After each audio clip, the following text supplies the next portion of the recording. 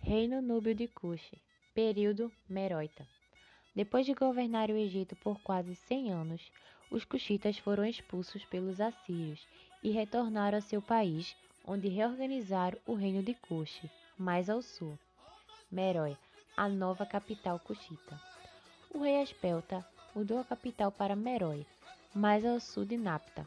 A escolha da nova capital pode ter sido determinada pelas densas florestas de Merói, necessárias para fornecer combustível para os fornos de fundição de ferro. Além disso, a localização de Merói permitia que as mercadorias fossem transportadas pelo Mar Vermelho, onde mercadores gregos, indianos e asiáticos viajariam extensivamente. Com isso, Cuxi se libertava da independência do rio Nilo para o acesso ao comércio exterior. Merói deu continuidade ao esplendor cuxita, estendendo-se por mais de 1000 anos. Os reis meroitas conservaram alguns traços de cultura egípcia, como os sepultamentos em pirâmides, mas adotaram detalhes arquitetônicos e costumes próprios. Pirâmides e templos meroitas. As pirâmides meroitas, menores e mais íngremes do que as egípcias, simbolizavam a escada para o céu que conduzia a alma do rei morto. A múmia era enterrada em uma sepultura subterrânea, abaixo da pirâmide, e não dentro dela como faziam os egípcios. Na parte externa, uma pequena capela guardava as oferendas para a alma do rei em sua viagem ao outro mundo. Os meroitas construíam muito mais pirâmides do que os faraós egípcios. Já foram descobertas 233 pirâmides ao redor de Meroe, 100 a mais das do Egito. Enquanto as pirâmides garantiam uma vida após a morte, a vida terrena dos meroitas estava sob a proteção de diversos deuses. Entre eles, Apendemaque, o deus com cabeça de leão, protetor dos exércitos. O Templo do Leão, erguido por volta de 230 a.C., mostra o casal real saudando Apendemaque, o deus da guerra, e Ra, o deus sol.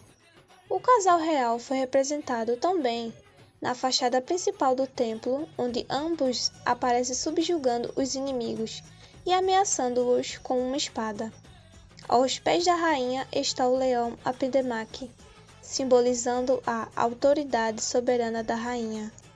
O rei Meroita. A realeza de Merói, assim como Napata, revestia-se de um caráter sagrado. O rei era considerado filho adotivo de diversas divindades.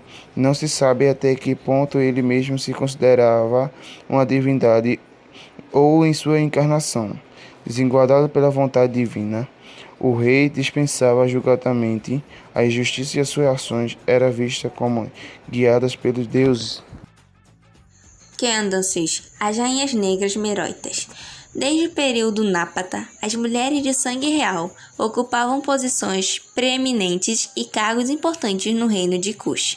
Quando os soberanos cuxitas governaram o Egito, a função de grande sacerdotisa do deus Amon em Tebas era exercida pela filha do rei, o que lhe conferia grande influência econômica e política. O importante papel da rainha-mãe nas cerimônias de escolha e coroação de seu filho é mencionada pelos reis Cushita Tarraca e Anlamani no século 600 a.C.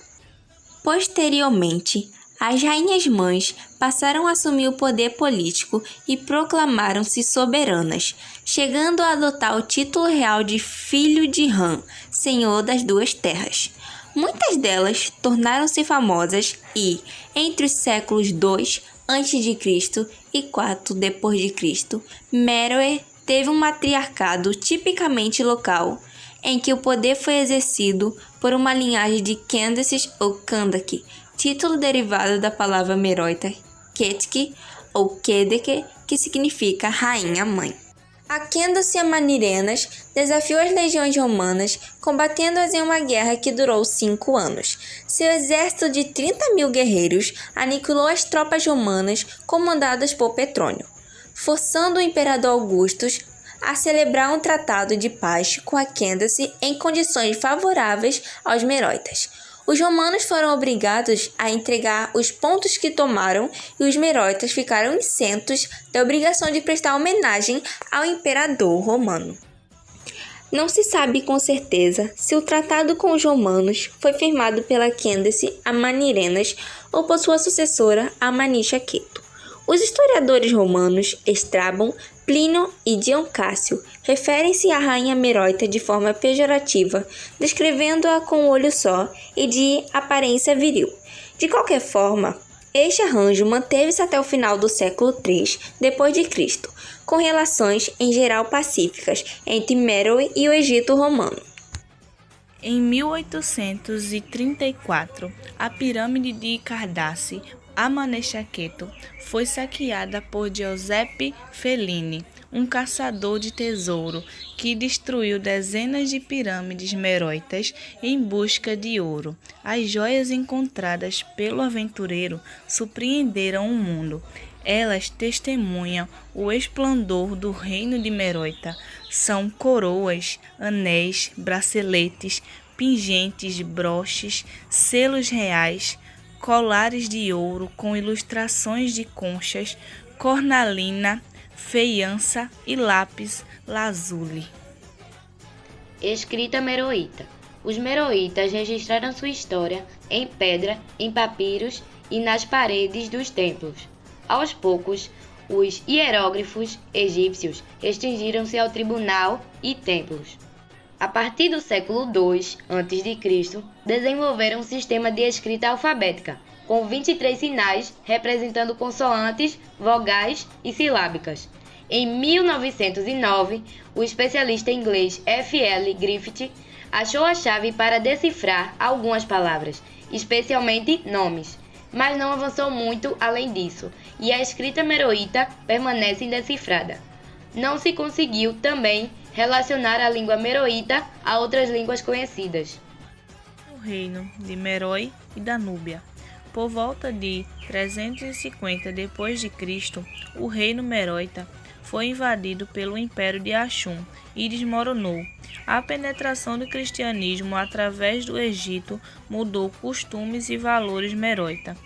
A partir do século 7 e 8, continuam as migrações de árabes no Egito e Sudão. Acabaram por suprimir a identidade cultural núbia.